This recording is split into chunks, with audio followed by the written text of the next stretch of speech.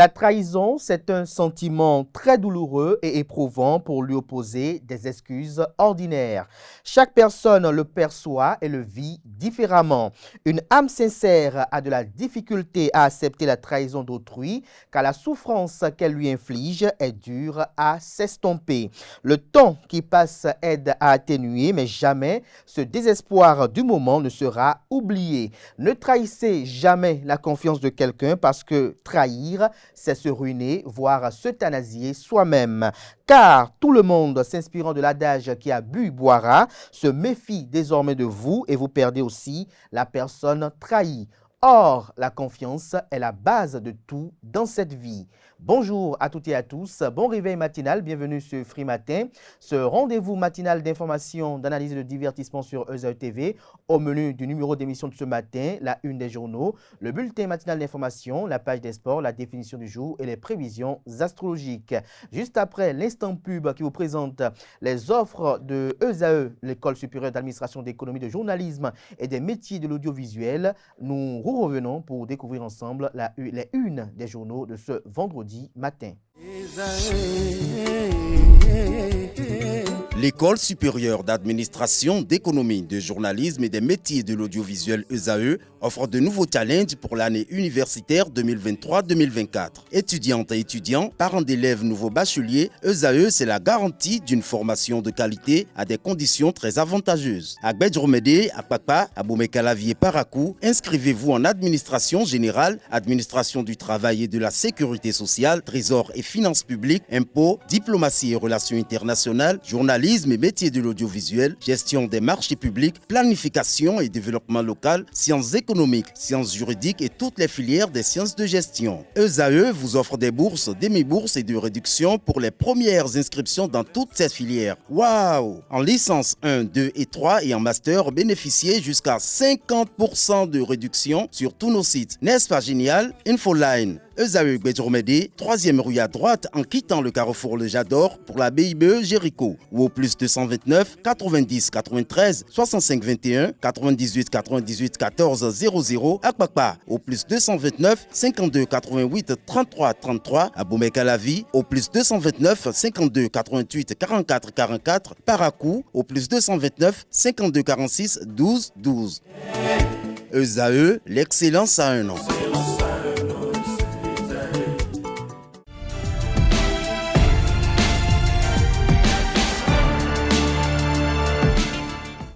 Bonjour à nouveau, chers amis internautes. Le quotidien béninois d'information générale et d'analyse, l'informateur titre ce matin en manchette.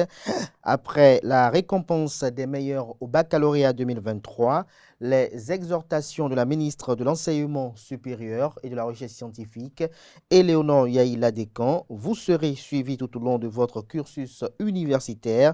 C'est pour cela que vous avez l'obligation de maintenir la même dynamique, a dit la ministre de l'Enseignement supérieur. Aux 91 meilleurs au baccalauréat 2023, peut-on lire à la une du Canard avec une photo de l'autorité ministérielle prise en situation. Retrouvez l'article pour plus de détails à la page 3 de la livraison de ce vendredi matin. Cohésion au sein du gouvernement. Patrice Talon fait des recommandations, lesquelles vous sont exposées à la page 4. Recrutement d'auditeurs à l'IGF, liste des admissibles à retrouver aux pages 6 et 7. Congrès du parti politique Les Démocrates ce week-end. Des militants parlent de leurs attentes, des précisions dans les colonnes de la page du matin de l'Informateur. Journal école à l'oreille droite, éducation effective pléthorique dans certaines écoles. Une invite à découvrir dans les colonnes de la parution du matin du Canard les productions journalistiques du jour des étudiants en formation sur les différents campus de l'EZAE, l'École supérieure d'administration d'économie, de journalisme et des métiers de l'audiovisuel à Cotonou, à Boumekalavi et Parakou. Le quotidien de service public ce matin en manchette parle de lâcher d'eau du barrage de Nangbeto. La CEB éclaire et situe les communautés riveraines. L'article à retrouver à la page 2. Validation d'un projet contre la désinformation. Satisfait de l'ambassade du Canada à la haute autorité de l'audiovisuel et de la communication AC. Des détails sur cette activité à la page 3. Toujours à la une du quotidien de service public ce matin, gestion des finances publiques, une baisse des dépenses fiscales attendues. Le journal écrit noir sur blanc que les dépenses fiscales s'établiraient à 173,52 milliards de francs CFA en 2023 contre 196,58 milliards de francs CFA en 2022. Malgré cette baisse prévue, des études d'impact de mesures d'exonération sont en cours pour les rationaliser et dégager un espace budgétaire conséquent pour les politiques publiques. Retrouvez la suite de l'article à la page 5. Fraternité, ce matin en manchette, parle de règlement des contentieux et litiges dans le monde des affaires, tribunal de commerce, la thérapie contre les litiges commerciaux. Le journal fait savoir que affaire, la mise en place de la Cour d'appel du commerce et la nomination de son président en Conseil des ministres le 13 septembre 2023 intéresse à plus d'un titre le Conseil national du patronat. À travers le communiqué ci-dessous, le président Eustache Kotengan a non seulement félicité le gouvernement pour avoir pris une telle initiative, mais également invité à l'opérationnalisation des tribunaux et cours d'appel de commerce dans les autres départements et ressorts juridictionnels tels que prévus par la loi numéro 2016-15 du 28 juillet 2016 modifiant et complétant la loi numéro 2001-37 du 27 août 2022 portant organisation du secteur judiciaire en République du Bénin. Retrouvez l'article à la page 2. Affrontement entre éleveurs et agriculteurs. La ritournelle de nouveau fredonnée, nous apprend Fraternité ce matin. L'article qui rapporte les faits est à retrouver à la page 3. Le matinal à présent, rappel de la conduite à avoir en circulation aux ministres et collaborateurs. Le président de la République, Patrice Talon, réitère son attachement aux valeurs citoyennes. Il est un secret de polichinelle que l'usage des gyrophares et autres attributs de la République par les ministres et autres personnalités est proscrit au Bénin depuis quelques années. En rappelant ces principes aux membres de son gouvernement le 11 octobre 2023, Patrice Talon confirme son attachement à certaines valeurs qui caractérisent sa gouvernance, rapporte le journal. Rapport Africa Pulse de la Banque mondiale sur la croissance économique. Le Bénin, 6e en Afrique subsaharienne. Matin libre ce matin en manchette. Congrès du parti politique Les Démocrates. Des bouleversements annoncés, Yahi pourrait prendre les rênes malgré lui. Des détails sur le titre du journal à la page 2. Toujours à la une de Matin Libre de ce matin, transformons la dépendance en opportunité. L'appel du mois du consommant local est à retrouver avec plus de commentaires à la page 3 de la livraison de ce matin du journal qui a également pour titre ce matin à sa une. Après les maillots, la Fédération béninoise de handball dote les arbitres en paires de chaussures et de chaussettes. Le Béninois libéré, incarcération de Sylvia Bongo, les taux se resserrent davantage autour des collégiens. L'article à retrouver à la page 3. Toujours la une de Le Béninois libéré de ce matin, dossier détournement des recettes des carrières de sable à Ouida. Le secrétaire exécutif suspendu défend seuls les intérêts de la mairie, rapporte le journal. Retrouvez les informations qui l'ont amené à titrer ceci à la page 4 de sa livraison du jour. En page 5, le titre suivant est à retrouver en marge de la 43e Assemblée générale de l'AIMF. Anne Hidalgo et Luc Setondiatropo échangent avec les femmes de Cotonou. Le potentiel ce matin en manchette, mauvaise gestion, détournement, corruption dans les structures publiques. C'est pro-talons qui nagent dans la pagaille avec l'argent public. L'orthodoxie financière en souffrance à la Commission électorale nationale autonome Sénat par exemple. Le chef de l'État, un devoir de maintenir sa lutte contre l'impunité, estime le journal. 43e congrès de l'AIMF, Cotonou, carrefour d'une coopération décentralisée plus dynamique et impactante. 2 pactes déjà signés avec 2 villes de la France. Le Vaudou, sujet essentiel au cœur des différents débats. L'Assemblée générale de l'organisation prévue ce jour. Des détails sur l'agenda à la page 4. Soutien de l'association Guédoupo à Ghana aux apprenants de Lalo, j'y arrive, des kits scolaires et vélos aux meilleurs apprenants de Chi. L'indépendant à présent, respect du code de la route, le rappel à l'ordre de Patrice Talon aux officiels. Visite de Anne Hidalgo à Ouida, les fermes promesses du maire de Paris à Christian Wichenou, maire de la ville historique de Ouida. Ouida, grand gagnant de cette visite.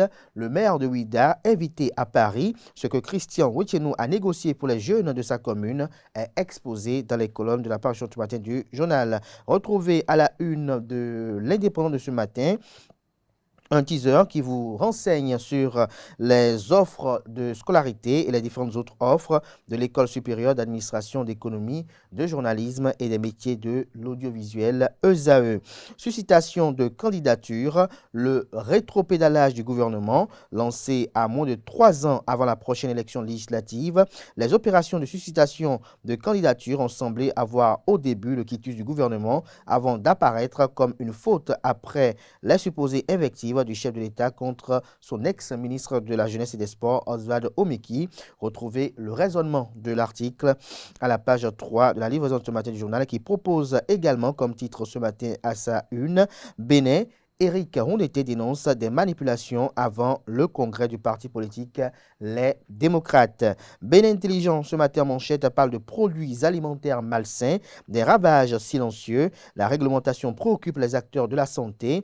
Un adulte béninois sur 4 est hypertendu. Un adulte sur 8 a une glycémie anormale. De plus de 97% des diabétiques s'ignorent et ne le découvrent qu'à l'occasion d'une complication grave, souvent irréversible, selon le ministère de la Santé. Retrouvez l'alerte dans les colonnes de la page ce matin du journal qui a également pour titre ce matin sa une, politique nationale de l'emploi. Les députés prennent au sérieux l'insertion professionnelle des jeunes. L'économiste à présent, ce matin sa une, collecte des impôts au Bénin. La Direction générale des impôts et le CERAF en réflexion sur la prévention des fraudes fiscales. 14e édition du Silicon Valley African Film Festival. 94 films de 38 pays en projection sur plus de 3000 reçus. Nord-Sud quotidien ce matin en manchette, inflation, un taux jamais atteint depuis 20 ans. L'article qui renseigne est à retrouver à la page 3. Système partisan, Distel Amoussou met en lumière les incohérences, nous apprend Nord-Sud quotidien. L'événement précis ce matin, 43e congrès de l'AIMF à Cotonou, Luc Setondia-Tropo, maire de la ville de Cotonou et président de l'Association nationale des communes du Bénin et ses pairs, engagés pour une coopération décentralisée plus performante. La mairie de Cotonou en accord de partenariat avec les villes de Paris et de Marseille. Le maire de Paris, Anne Hidalgo, échange avec les femmes de Cotonou. Des précisions aux pages 5 et 7. Usage anarchique des gyrophares et sirènes en circulation. Patrice Talon rappelle ses ministres à l'ordre.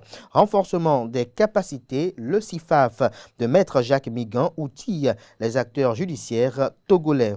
Le pays émergent ce matin, pagaille à la Fédération béninoise de football quand le secrétaire général de la FBF, Claude Paki, impose ses hommes de main dans les staffs des équipes nationales pour des primes. Zéphirin Deguenon, encadrement A', Alain Quenom, encadrement U17, Miché Oké, encadrement U20 garçons et U23. Le journaliste communicant Nelson Avademe, encadrement U20 filles. Des pratiques contraires aux exigences de l'orthodoxie de la FIFA. Retrouvez les motivations de ce titre en manchette à la page 10 de la parution ce matin du journal qui a également pour titre ce matin à sa une, décès de Théophile Dorego, dit El Rego, les condoléances de la Fédération béninoise de boxe à la famille éplorée. Le président Pierre-Léonard Henvy parle d'une perte énorme pour le noble art béninois. La Guérite ce matin en manchette, dégradation des voies dans la commune d'Abomey-Calavi. Claudine Prudencio vole au secours de la population. La présidente de l'UDBN toujours à l'écoute de sa base. La primeur à présent, écrouée dans la nuit du mercredi à jeudi dernier. Sylvia Bongo, de la grâce à la disgrâce, conclut le Canard. Dabarou à présent, Parakou, tout sur les Dabarou, j'allais dire à présent, une vie, un métier. Bernadette Boni retrace son parcours d'infirmière. Retrouvez des détails sur ce portrait dans les colonnes de la page ce matin du journal. La boussole à présent, menace d'exclusion des militants pro-Boko et autres. L'Union progressiste Le Renouveau et le Bloc républicain tentent d'étouffer de légitimes contradictions internes. La mouvance confrontée à son propre monstre. Collusion présumée avec l'État islamique. Des ombres du passé rattrapent le président déchu du Niger, Mohamed Bazoum. Décryptage info ce matin, perspectives économiques.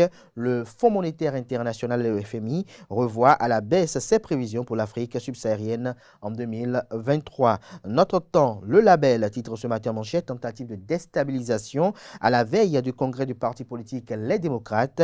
Le président Éric Rouneté dope le moral des militants pour un avenir radieux. Tout est fin prêt pour un congrès réussi du parti politique Les Démocrates à Parakou ce samedi, peut-on lire à la une du journal.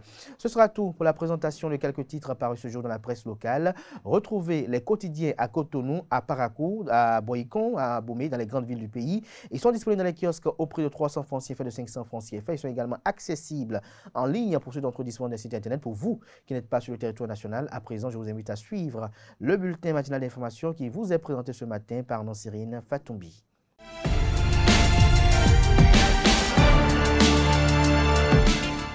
Bonjour chers internautes, bienvenue dans le bulletin matinal d'information. Le ministère de l'Enseignement supérieur et de la Recherche scientifique a récompensé les meilleurs bacheliers au titre de l'année 2023 le mardi 10 octobre dernier. 91 lauréats ont reçu divers prix lors d'une cérémonie au Palais des Congrès de Cotonou.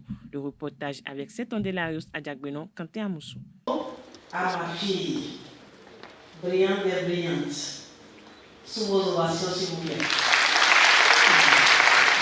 Le gouvernement béninois, à travers le ministère de l'Enseignement supérieur et de la Recherche scientifique, promeut l'excellence au baccalauréat 2023. Cette année, vu la moisson abondante de mentions très bien, l'équipe de la ministre Éléonore Yahi Ladekan s'est appuyée sur des critères clés pour l'identification des meilleurs des bacheliers. Dans l'histoire du bac au Bénin, c'est la première fois qu'on a un nombre aussi grand en mentions très bien. Nous avons eu très exactement 371 mentions très bien, toutes filières confondues. On n'a pas eu fini de sélectionner parmi eux pour aller voir dans les autres mentions. Bien entendu, sous la houlette et tutelle de Madame la ministre, ce que nous avions fait intelligemment, c'est de retenir 3 critères fondamentaux, à savoir la performance académique, le genre et le handicap. Ces 3 critères fondamentaux ont été déclinés suivant les séries de formation, mais également les départements géographiques d'origine. Vous le constaterez sans doute à travers les 6 catégories que nous avions retenues pour pouvoir retenir à la fin près d'une centaine de lauréats que je vous prie encore d'applaudir, qui sont avec nous depuis ce matin. La catégorisation des lauréats se présente comme suit pour le compte de cette édition. Nous en avons fait notre référence et c'est ce qui a permis de vous retrouver ici aujourd'hui répartis en 6 catégories, à savoir les premiers de chaque département et les 5 premiers, les 3 premiers de chaque série, les 15 meilleures du Bénin, toutes séries confondues, les 10 meilleures filles du Bénin, les meilleures filles de la série C. Et enfin, nous avons étendu notre choix aux lauréats vivant avec un handicap. La remise de prix aux meilleurs bacheliers s'impose d'année en année comme un moyen de motivation et de culture du travail bien fait au niveau des apprenants. Moto, ordinateur, bourse d'études. Les récipiendaires ont reçu divers lots grâce au concours de plusieurs partenaires. Celtis, Groupe Empire, Ben-Afrique, Epitech Bénin, Campus France Bénin, Fondation Vallée, Auto-École Shalom Shalom, NCA Assurance, MTN. Sans ces partenaires, peut-être que nous n'aurions pas eu un grand impact dans le nombre des bénéficiaires. La nouveauté, l'innovation de cette édition, c'est que nous avons connu la mutualisation des efforts. En effet, nous avons l'habitude de célébrer ces éditions et en frappant les portes et en allant jusqu'à la Fondation Vallée, nous avons trouvé l'ONG Bénin Excellence. Un parterre de personnalités constitué d'autorités politico-administratives dont la ministre du Numérique et de la Digitalisation ont rehaussé de leur présence cette cérémonie de récompense.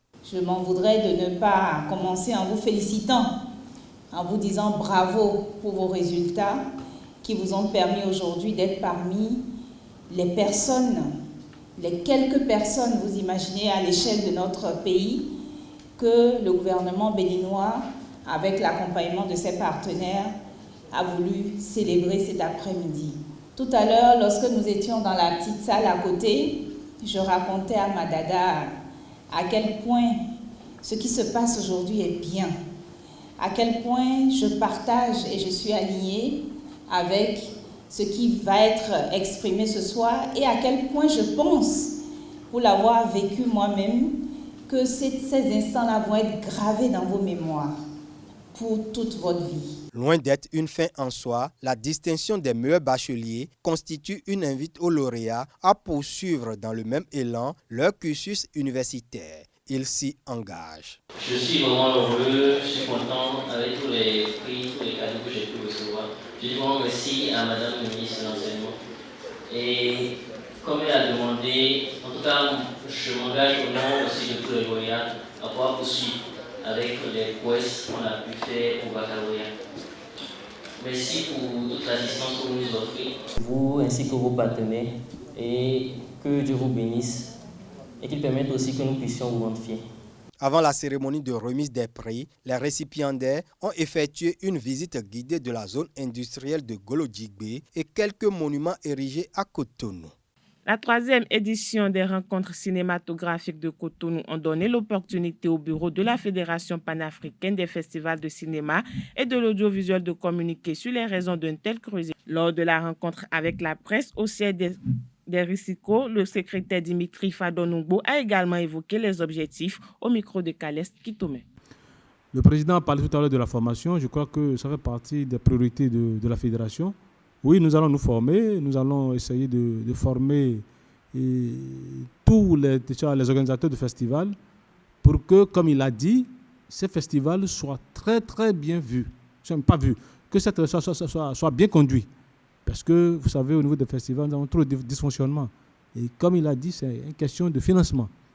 Comment faire en sorte que les financements, même si je n'ai pas encore 50 ans, je n'ai pas encore 46 ans, je n'ai pas encore 20 ans, je puisse avoir le minimum pour que mon festival puisse tenir dans les règles de l'art et dans les normes, pour que les festivaliers puissent passer un très bon moment. Je crois que ça fait partie de notre cheval de bataille et on y travaille déjà dans le plan stratégique qui se met déjà en place parce que, vous venez de le dire, on a été mis sur les fonds baptismaux le 10 mai 2023, mais déjà, on pense déjà à notre plan stratégique, ce qui va définir clairement la vision de la fédération, afin de nous permettre de prendre en compte toutes les préoccupations en termes de diffusion. Parce que nous l'avons été clair, quand on mettait la fédération en place, nous ne sommes pas venus pour jouer le rôle de la FEPACI. Nous ne sommes pas venus pour remplacer la FEPACI. La FEPACI est une fédération pour les professionnels, mais la Fédération panafricaine des festivals du cinéma joue un rôle de diffusion et beaucoup plus un rôle d'avant-garde pour que nos œuvres soient autant vues comme les œuvres européennes. Donc voilà ce pourquoi aujourd'hui nous nous battons pour que ce creuset puisse être un creuset qui permettra véritablement l'essor du cinéma africain. Je ne suis pas en train de dévoiler le secret parce que je vais dire que bientôt au Maroc, on sera encore au Maroc ou dans un pays africain pour valider notre plan stratégique Et là, vous aurez le temps de voir tout le contenu et de nous accompagner surtout parce que nous demandons aujourd'hui à la presse, aussi bien du Bénin que des 54 États qui sont tous membres de cette fédération parce que le conseil d'administration a pris en compte toute l'Afrique. Nous avons des administrateurs, un conseil d'administration qui regroupe aussi bien des postes élus comme des administrateurs de chaque région et même de la diaspora. Donc aujourd'hui, je pense que nous avons l'Afrique qui est en train de bouger d'une certaine manière et le président nous a dit qu'il ne ratera aucune occasion pour permettre à ce que vraiment ce creuset soit vraiment dynamique et profite vraiment aussi bien aux professionnels, mais surtout aussi aux cinéphiles, à ceux, les amoureux du cinéma, parce qu'il faut que le film soit vu et bien vu par nous-mêmes. Parlons justice. Dans ce bulletin matinal d'information, une femme a été condamnée à 2 ans de prison pour abus de confiance dans une affaire de tontine par le tribunal de première instance d'Abomey-Calavi. L'accusé est chargé de prendre les fonds auprès de la présidente du groupe de tontine pour ensuite satisfaire les épargnants. Selon les informations, les membres du groupe de tontine n'ont pas reçu la totalité de leurs épargnes. La prévenue aurait escroqué 3 700 000 francs CFA. Le ministère public a requis à l'encontre de l'accusé 12 mois de prison ferme et la restitution des fonds. À en croire son avocat, les faits d'escroquerie en tontine ne sont pas constitués. Le juge a requalifié les faits d'escroquerie en abus de confiance. Le tribunal a donc requis contre l'accusé 2 ans de prison ferme avec sursis. Elle a été également condamnée à payer à sa victime la somme de 3 millions de francs CFA.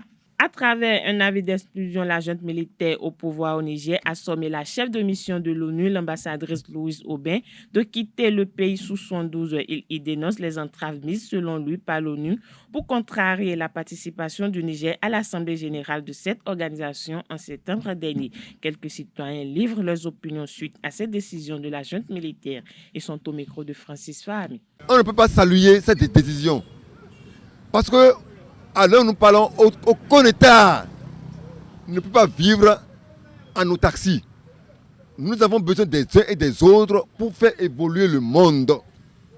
Vous voyez, on a besoin, aucun État ne peut pas vivre en autarcie.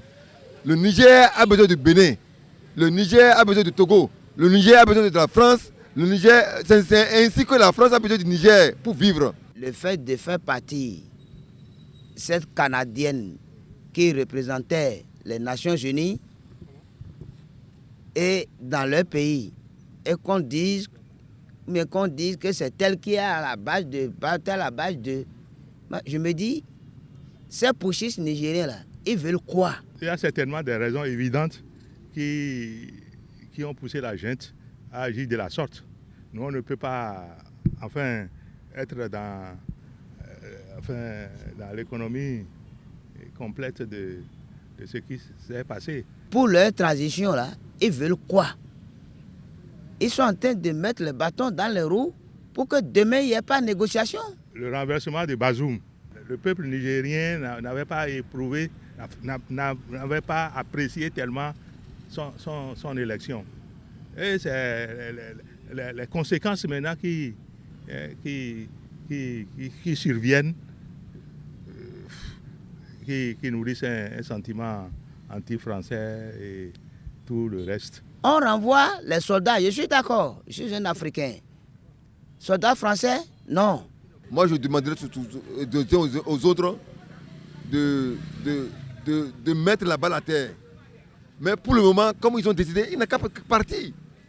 Moi, je pense que les nouveaux dirigeants nigériens ont encore la possibilité, ont le pouvoir de renouer le dialogue avec ces institutions. Hors de nos frontières, à présent, lors d'une allocution télévisée ce jeudi 12 octobre 2023, le président français Emmanuel Macron a fait état d'un nouveau bilan de 13 morts lors de l'attaque terroriste du Hamas en Israël. Lors de son intervention, le président français s'est engagé à tout mettre en œuvre pour sauver les otages français dont les familles l'ont supplié d'intervenir en invoquant l'unité de la nation après avoir reçu les chefs de parti qui ont laissé filtrer certaines divergences. C'est tout pour le bulletin matinal d'information de ce vendredi matin. Merci à vous, Nosrine Fatoumbi, pour cette présentation du bulletin matinal d'information. On retrouve à 19h, si tout va bien, Atifa Olafa pour la grande édition du journal télévisé sur ESAE TV. À présent, j'installe Quentin Amoussou qui nous présente la page des sports. Bonjour, le tirage au sort de la CAN Côte d'Ivoire 2023 a été effectué dans la nuit du jeudi 12 octobre 2023 au nouveau parc des expositions d'Abidjan. Les 24 pays qualifiés pour cette compétition ont été répartis en 6 groupes de 4. Voici la composition des 6 poules. Groupe A, Côte d'Ivoire, Nigeria, Guinée équatoriale, Guinée-Bissau. Groupe B, Égypte, Ghana, Cap-Vert, Mozambique. Groupe C, Sénégal, Cameroun, Guinée et Gambie. Groupe D, Algérie, Burkina Faso, Mauritanie, Angola. Groupe E, Tunisie, Mali, Afrique du Sud, Namibie. Groupe F, Maroc, RD Congo, Zambie et enfin Tanzanie. Revenons sur le plan national. Le rideau est tombé sur la première édition du tournoi Festifoot Kids U13 le dimanche 8 octobre 2023 au stade René Pleven de Cotonou avec la victoire de TSB Academy Football Club au bout du suspense devant Baka FC. Retour sur cette finale avec cet élément réalisé par Seth Ondelarius Adjaguino.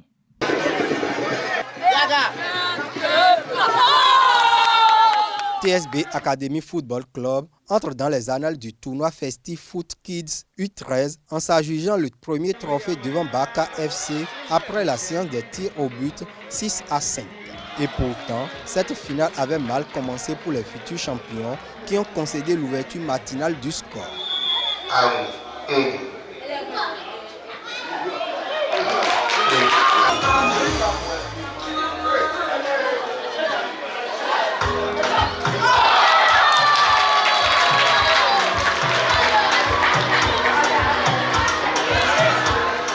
Engagement et sacrifice ont permis à TSB Academy FC de renverser son adversaire.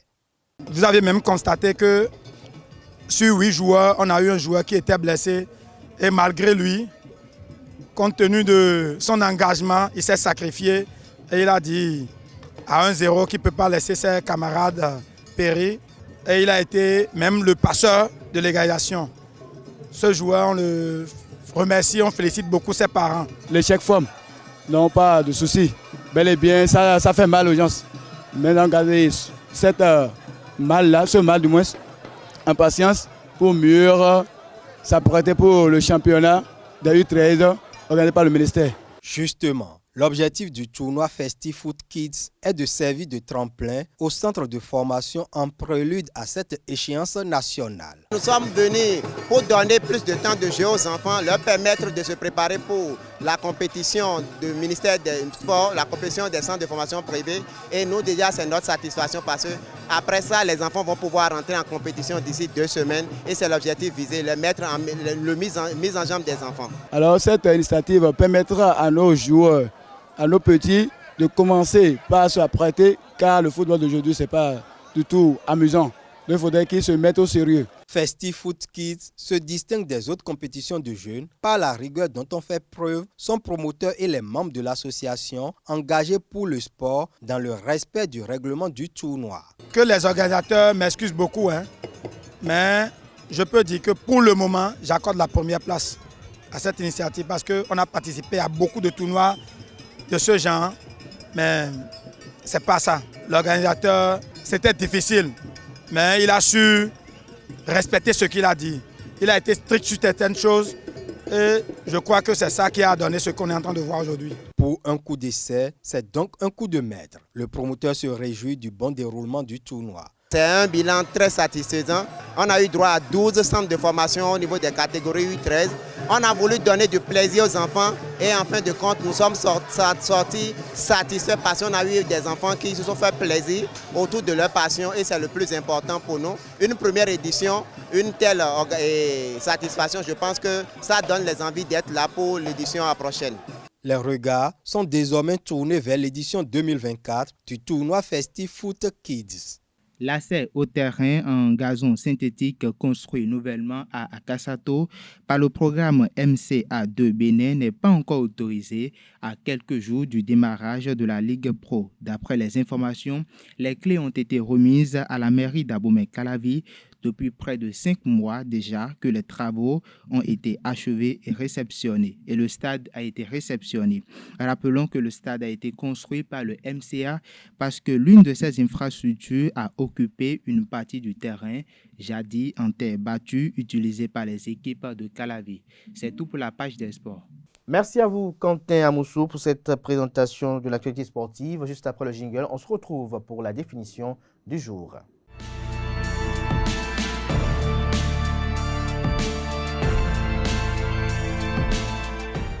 Bonjour à nouveau. L'expression toucher du bois exprime une superstition déjà pratiquée dans les années 660 avant Jésus-Christ par les Perses. Adeptes du mazdéisme, les Perses se mettaient en effet sous la puissance protectrice d'Ata, génie du feu, lorsqu'ils touchaient du bois. Le geste superstitieux de toucher le bois leur permettait alors de conjurer le mauvais sort. Cette expression, alors liée à la religion, a ensuite été associée aux chrétiens qui, au Moyen-Âge, reproduisaient ce geste pour se protéger de l'adversité en référence à la crucifixion de Jésus sur une croix en bois. Accompagnée de la phrase « je touche du bois », l'exécution de ce geste de nos jours est symbolique, supposant permettre la réalisation de vœux de réussite, bonheur et santé. C'est tout pour la définition de ce matin. Merci et à très bientôt. Merci à vous, Quentin Amoussou. S'installe à présent Francis Fahmi qui nous présente les prévisions astrologiques.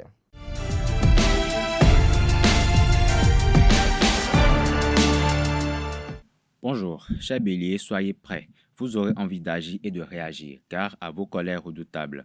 Amis taureaux, vous allez devoir vous imposer face à un ou une partenaire de cœur ou de travail, à moins qu'il y ait un coup de foudre. Chers Gémeaux, prévoyez un emploi du temps chargé et pour certains la nécessité de vous occuper de vous ou de votre foyer. Natif du signe Cancer, vous tombez en amour et vous protégez comme jamais votre progéniture. Chers amis Lions, vous allez voir rouge et rugir au sein de votre famille si quelque chose ne vous convient pas. Amis du signe Vierge, à vous les contacts et les échanges de valeurs passionnants et passionnés. Vous sortez de votre réserve, mais pour de bonnes raisons. Balance, vous jetez un œil sur votre petite trésorerie et vous avez bien raison, il y aura du mouvement. Scorpion, la planète en action, planète guerrière, investit votre signe. Vous serez super courageux, super déterminé, mais parfois un peu jaloux, il faut bien l'avouer. Sagittaire, on ne vous comprendra pas toujours bien, mais ceux qui vous aiment y arriveront. Vous serez discret plus que d'habitude. Ami Capricorne, ce n'est pas dans votre nature, mais vous allez vous sentir dépendant d'une personne ou d'une situation. Cela peut être bénéfique. Ami Verseau, vous allez vous battre pour un job, pour changer votre vie. Vous ne ferez rien comme tout le monde aujourd'hui. Dernier signe du zodiaque Poisson, de très bonnes choses avec cette planète en bel aspect à votre soleil avec du dépaysement et de l'émerveillement. Et ça, vous allez bien aimer. C'est tout pour l'horoscope de ce matin. Merci et à la prochaine. Et voilà, chers amis internautes qui met un thème à Free Matin de ce matin. Merci à tout un chacun pour l'attention. Portez-vous bien. Belle suite de programmes sur ESAE TV. On se retrouve le week-end pour les rendez-vous médias du week-end. Jusque-là, comme je disais tantôt, belle suite de programmes sur ESAE TV.